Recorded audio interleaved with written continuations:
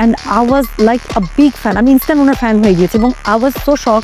আমার ফ্রেন্ডস একসাথে মিলে গিয়েছিলাম, আমি জাস্ট একটা কথাই বলেছি, উনার মধ্যে পোটেনশিয়ালিটি অনেক, আমাদের দেশের আমি বলবো হয়তো তার সেই ইউটিলাইজেশনটা ঠিকমতো প্রপারলি হয় নাই। অবশ্যই সাকিব খানের ছবি বরবাদটাকেই আমি ফার্স্ট প্রায়োরিটি দিচ্ছি। সাকিব খান কেন বাংলাদেশের নায়িকা নিয়ে কাজ করছে না, এটা তো সাকিব খান ভালো বলতে পারবে, আমি কিভাবে বলবো?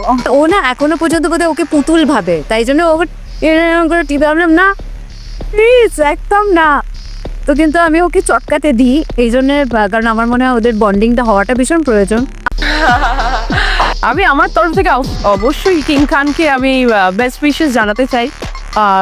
মানে ভীষণই দারুণ প্রমোস দেখেছি, গানগুলো খুব মজার। তো আমি নিশ্চয়ই বলবো বরবাদও অবশ্যই দেখতে সবাইকে। Right now, I think that, I'm sure she's going to be supremely talented because she has it in her genes. And I mean, she's looking amazing, she's looking gorgeous, and I truly believe that with her beauty and her talent.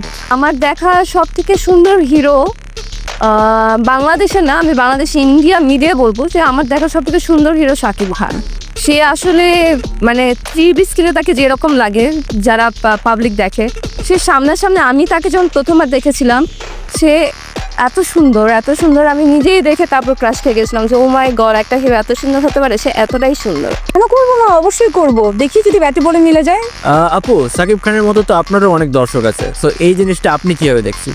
হ্যাঁ, it's very good. যখন আমাদের এই দুই আর্টিস্টের দর্শক এক হয়ে যাবে তখন তো ব্লাস্ট হবে।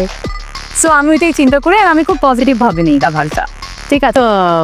It's always a good feeling कि जब भी आप कभी भी आप एक फिल्म जब करते हैं तो उसमें आपका पूरा हार्ड वर्क होता है, and I think it's very good feeling जब उसको अप्रिशिएट किया जाता है। बट